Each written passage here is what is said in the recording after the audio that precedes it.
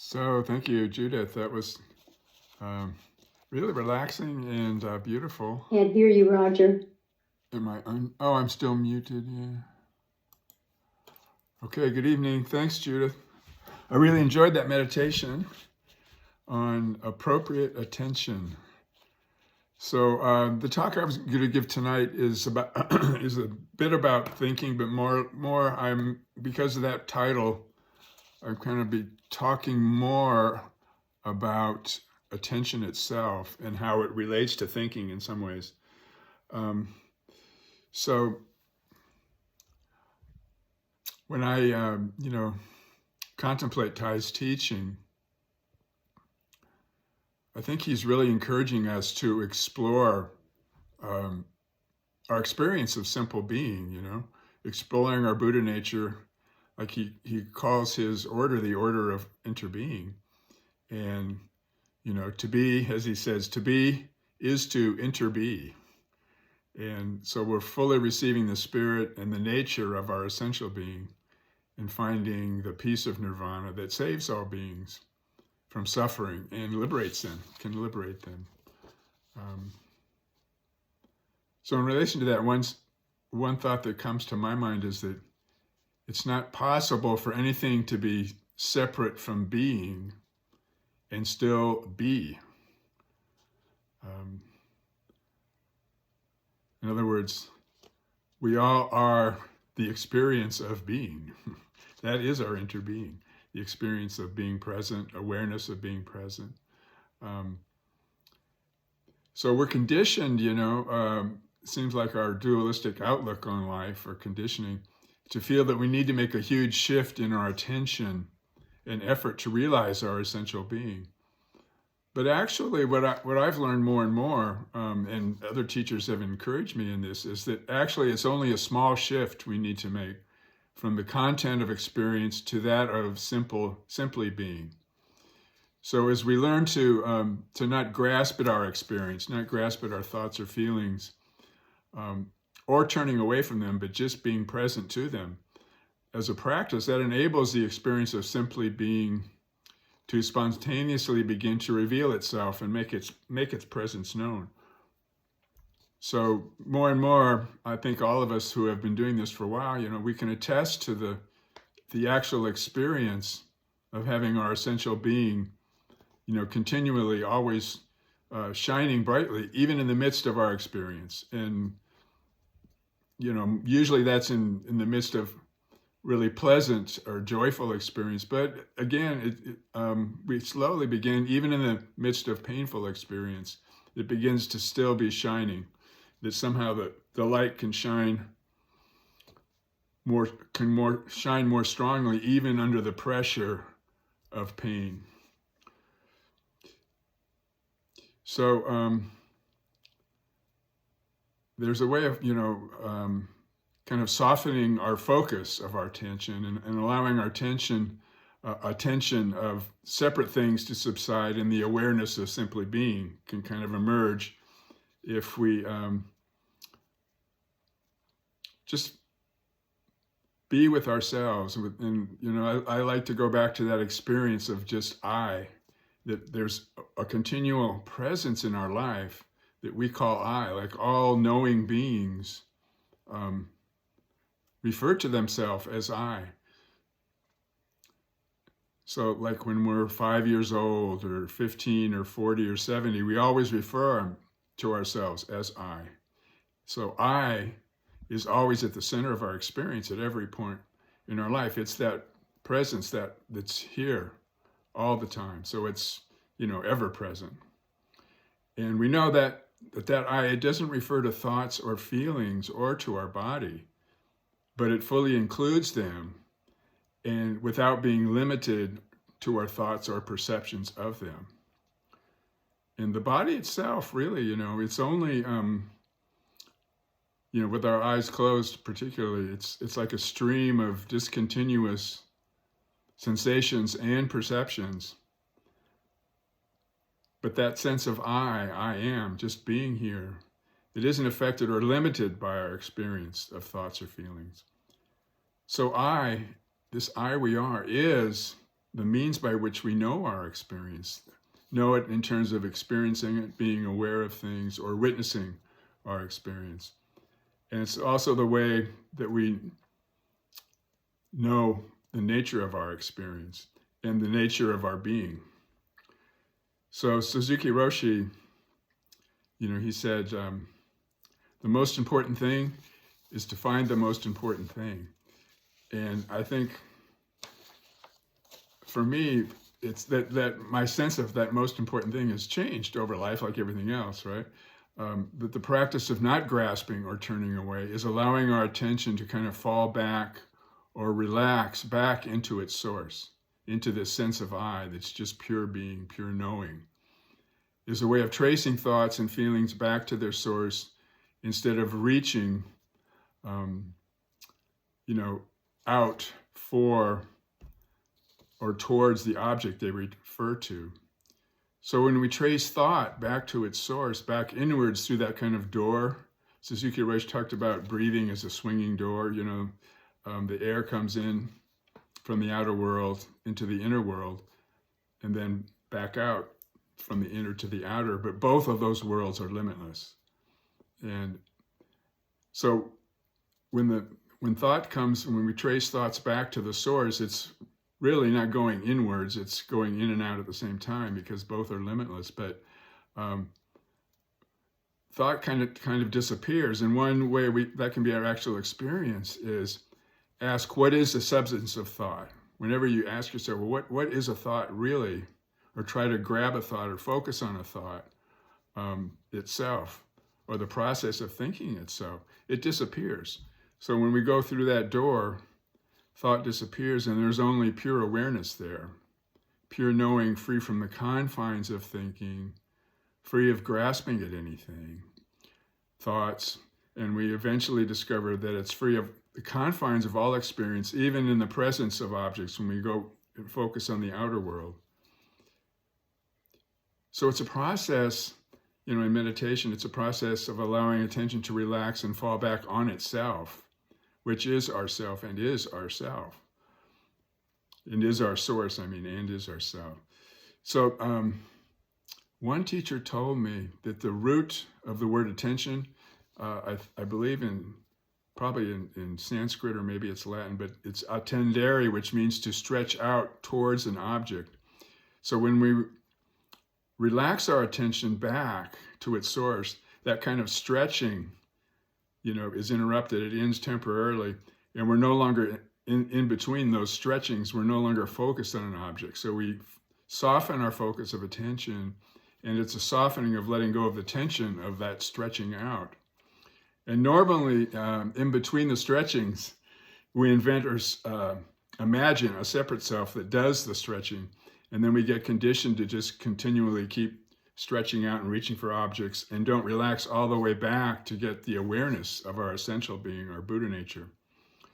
And so our attention tends to rest in the confines of a separate self instead of relaxing all the way back into this pure knowing that, that isn't made of separate objects, just pure consciousness.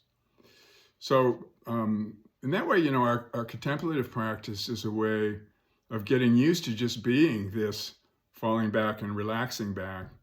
And we're simultaneously allowing the nature and qualities of our interbeing to shine. And I think that's what Thay was getting at in the meditation here, in terms of, picking joyful, wholesome environments to be in. Because when we're, it's like our experiences itself, the objects of our experiences themselves aren't wholesome or unwholesome. It's our attitude towards them, And I'm thinking, in terms of thought, I'm thinking of the Zen master Hakuin, who had the Song of Zazen, and I like to quote his phrase a lot. He says, when our thought is no longer thought, our thought no longer being thought, then our dancing and singing is the voice of the Dharma. And it came to my mind because I'm looking at the stick figures on Judith's back wall. It looks like they're dancing. So that's our, the singing and dancing is when, and the way I explain that, it's kind of an obscure phrase, but our thought no longer being thought, Our thought is no longer thought, I think is the translation. It's like when we try to focus on thought, what is thought? It's like we don't know, we can't identify it except with more thoughts. So there's no thoughts tell you what thinking actually is. So if we realize we don't know what it is, then it's no longer thought. So that's what he means by our thought no longer being thought. And in that sense, we're no longer grasping at thoughts. We're no longer confined by thinking. So we're free to sing and dance. And that that is allowing the nature of our Buddha nature, the qualities of our interbeing to shine in our life. So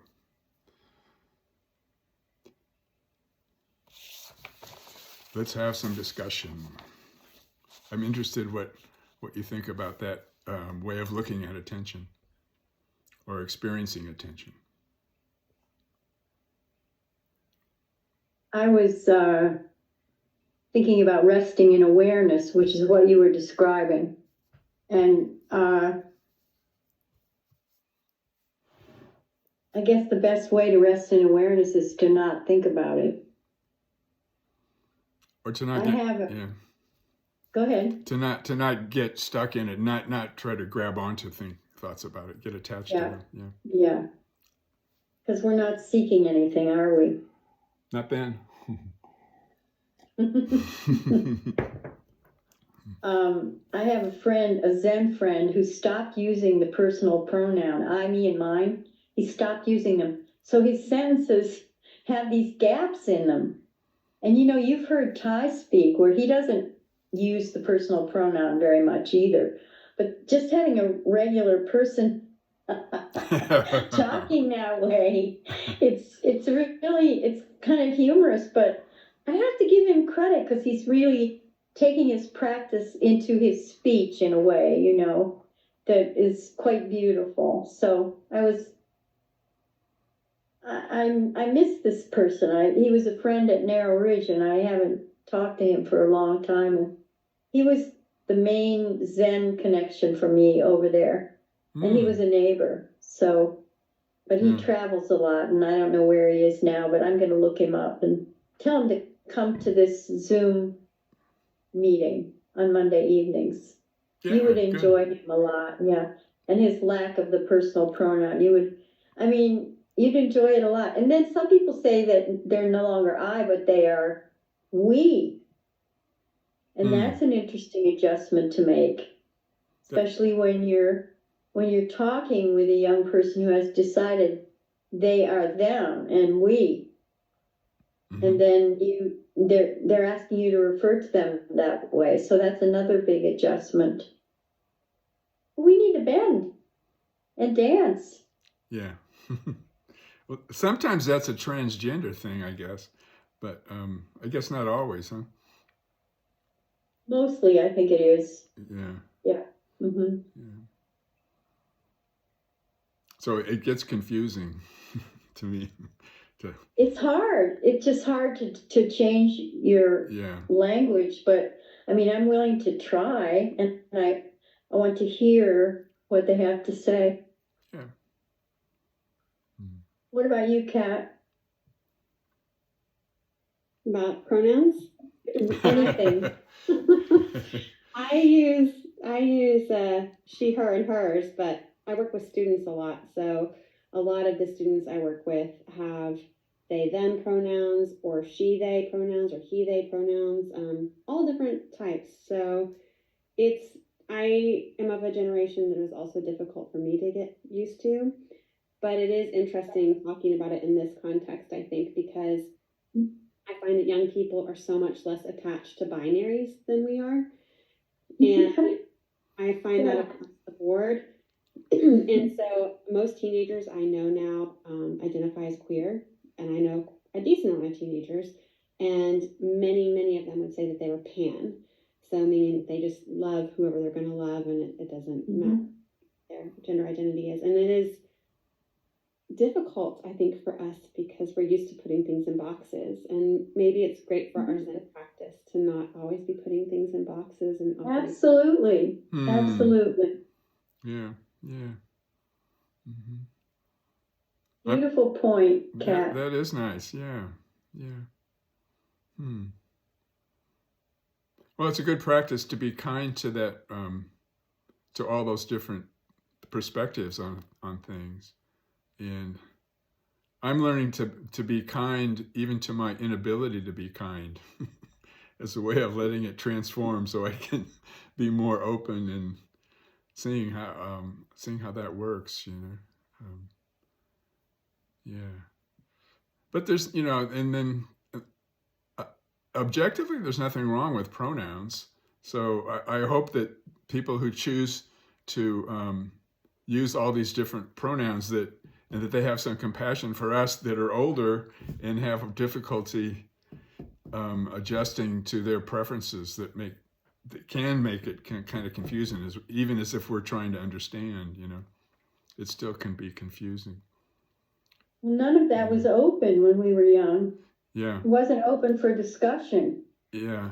So, it's fascinating to watch what's happening. Mm-hmm. And especially the pan part.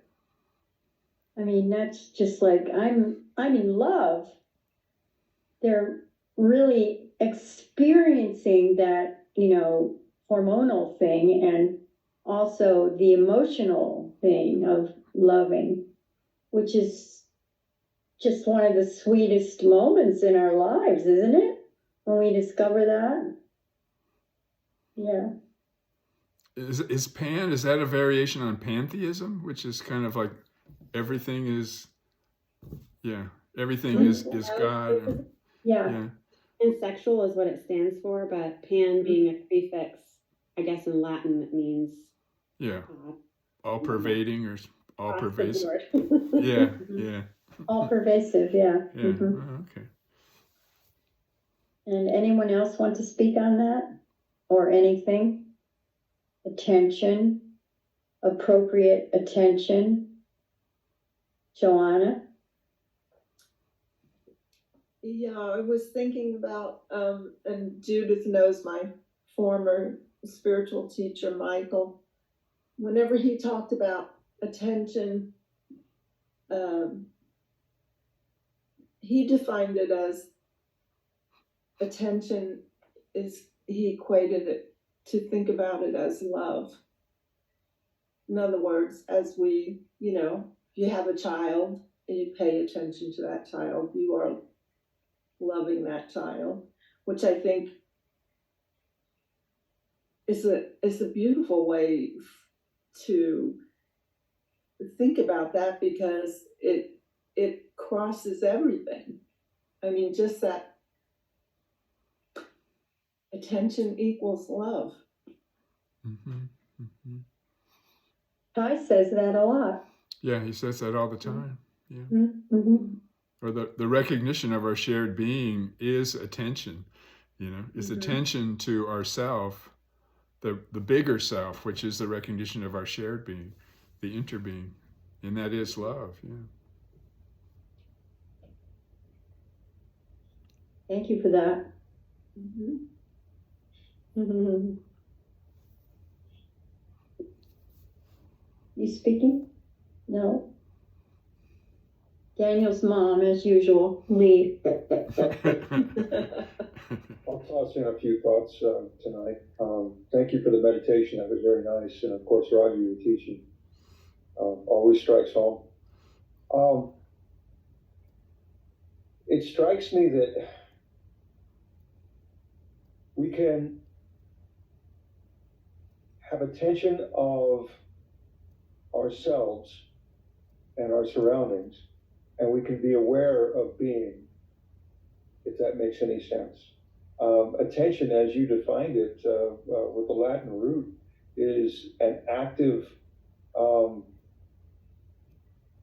effort, whereas awareness is something that's open and spacious in my understanding. Yeah. Paying attention to thoughts, thinking in general is an autonomic function in my experience. It's much like breathing. I can pay attention to my breath, but I can manipulate my breath, but it's exhausting. After a while, I just kind of have to, relax and breathe, for goodness sakes, and without effort. Thinking is much the same way. I can pay a lot of attention to my thoughts and spend a lot of effort with that. When I am relaxing into awareness that's more spacious, which includes thoughts and emotional states, etc. It's something that relaxes, like allowing myself to breathe. The breath comes, the breath goes, but I'm not doing anything with it. I'm simply experiencing it. I'm part of the process, but I am not making the process do anything. And it's unstained, if you will. And I think relaxing with my thoughts, with my experience of physical sensation, and with my emotions is much the same way. Where I could just let it be and recognize that it's a process that happens naturally, and it really doesn't take any input on my part. I don't have to modify it or qualify it or justify it or allow it, give it permission, whatever it may be. It arises, it goes away. It arises, it goes away endlessly, and just like my breath. And if I can become comfortable with that, then I'm closer to experiencing that panoramic. There we are with Pan again. Panoramic experience of just this. And This. that's what kind of struck me when I was, thinking I said this morning, this. when I was experiencing your teaching and the meditation, was that there is a difference between paying attention and because that's a doing, that is something I do, and being aware of being. And the less I am doing, the more potential there is for me to be aware of this great we, this universal being. And anyhow, that's what struck me tonight. And I too have interesting experience with pronouns and so forth. I have a son who is my daughter, and started out as my son and is now my daughter, 30 years old, and changed her name and all that stuff. And so I was raised with, Barbie and G.I. Joe, and I played with the Barbies and, my sister with the G.I. Joe, and I understand today that is not something that is so rigid. And personally, I'm very relaxed and comfortable with the whole idea. The majority of the universe has never asked me permission to do what it does. I don't have to be the guy to say this or that, Yeah. So, Yeah. Anyhow, thank you guys. Thank you, Lee. Yeah, thanks, Lee. That was good. You reminded me of a poem that I just ran across in my notes from a Boston retreat with Ty, where he invented a poem that came to be fairly well known in the OI community anyway, and I'd like to read it to you. Let the Buddha breathe. Let the Buddha walk. I don't need to breathe. I don't need to walk. Buddha is the breathing. Buddha is the walking. I am the breathing. I am the walking. There is only the breathing. There is only the walking. There is no one breathing. There is no one walking. Peace while breathing. Peace while walking. Peace is the breathing. Peace is the walking. Isn't that dear? Yeah, that's really beautiful. It's also, that poem is so many things. One thing that strikes me is that poem is a very deep, heartfelt expression of no self, no separate self, and so our Buddha nature in that sense, like Lee was talking about, when we experience our own sensory experience, what is the actual substance of it, and and who is the actual doer or experience, the one who experiences our life. It is the Buddha. There's no separation there. And that simultaneously, that's our interbeing, because it's the same for everyone, Mhm. So He does that so simply. How does he do that? yeah. Isn't it amazing? Yeah. There's only the breathing, there's only the walking. Yeah, it's so simple the way he presents it, but it's so completely profound. Well, and also because Or there's some, maybe not. well, it is profound, but to me, there's a sense of real aliveness to it, because he's speaking from that, Yes. he's speaking from that place of the unconditional acceptance of the whole thing. So the love and the compassion. Yeah, Yeah. that's right. Yeah. Yeah. Mm. I think someone made that into a song, didn't they, Norma? I think so. I think, first of all, the word unconditional is what I keep hearing from everybody, just being and without any conditions, just, being who you are, or Yeah. being who you are, or however we want to term it. But I think what happened with that circumstance is he was, I think, in Vietnam or someplace, and there was something happening outside the bus he was going to get off. And they were looking to him for guidance. And he did not know what to do or say. And suddenly that came to him, that he had to Yes. just release all of that and just let the Buddha walk. Mm. It was a spontaneous poem. Yeah. Yeah. I had forgotten that part of the story. Thank you, Norma. Yeah. And Yeah. I apologize because you didn't hear my bell, because I was still in meditation when you asked me to ring it, and I didn't unmute. We didn't hear it, but we did hear it. We did. We did hear it. I think we did. I don't remember. Did you hear it, Daniel? Oh, definitely. Okay. Daniel heard it. Well, I'm glad he heard And it was loud. Loud and clear. Yeah. Yeah. Thank you, Norma. See how we're Interesting. doing. We have about 3 minutes. There was a kind of interesting story. I can make it short, but that poem, it reminded me of, like, I was talking with another friend and from another group, and we were Zooming together, and we wanted to mention a teaching of Kuang Roshi's. Kuang Roshi is a very famous Zen master from Santa Rosa, also was a disciple of Suzuki Roshi. And we couldn't remember, I was going to quote from him, and then what was his name again? We just finished his book 3 months from, and then my friend, who's also in his 70s, he couldn't remember him either. So we're sitting there, we can't, what was the name of that guy? We just studied his book for a whole year, kind of thing, 2 books. And so then I remembered, the saying from Huang Po, he says, train your mind. And this is also in that poem that Judith read from Tai. Train your mind to meet all phenomena with no mind. And I thought, hey, friend, we're getting there. We're almost there. We can't remember the name, kind of thing. So anyway, but you can always just be the walking and the breathing, no matter what you remember or don't remember. All right. Yeah. Exactly. Yeah. We're good either way. We're safe. Right. Thank you, Ty. Right.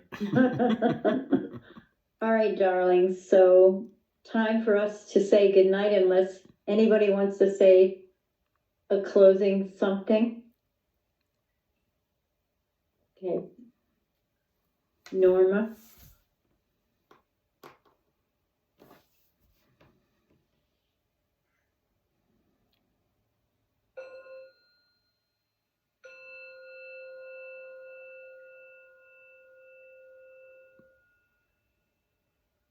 May the merit of this practice benefit all beings and bring peace.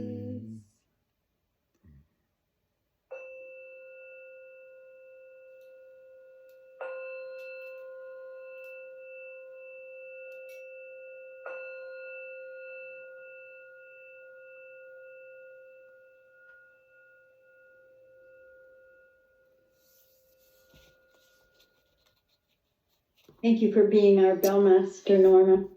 Thank you. Everybody. Have a great week. Love you. Bye. Bye-bye. Safe, be happy. I love you. Bye. Bye. Bye.